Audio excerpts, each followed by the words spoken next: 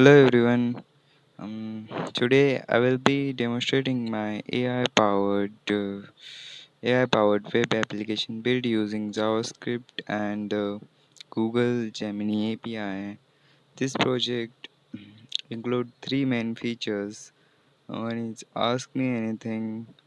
Second one, Definition Finder, and third one is Idea Spark. And while demonstrating this feature, I will also explain what APIs are, how I use Fetch to communicate with Gemini, and how I handle responses and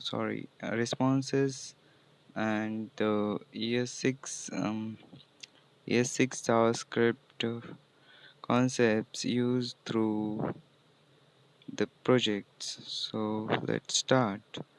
So the first question is what is API? So here is my Gemini API key. As you can see, API stands for Application Programming Interface. An API allows two different applications to communicate with each other.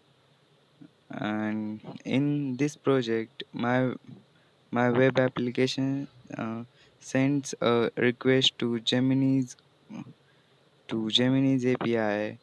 Gemini process the request using artificial intelligence and sends back a response sends back a response. Without APIs, developers would have to build everything from scratch.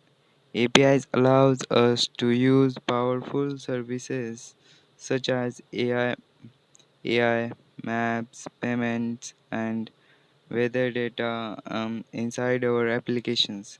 API is a protocol between two devices, as you can say.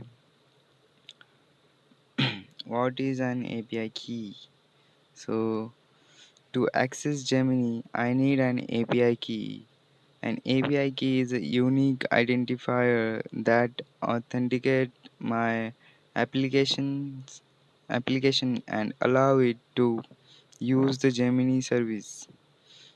It works like a password between my application and Google server.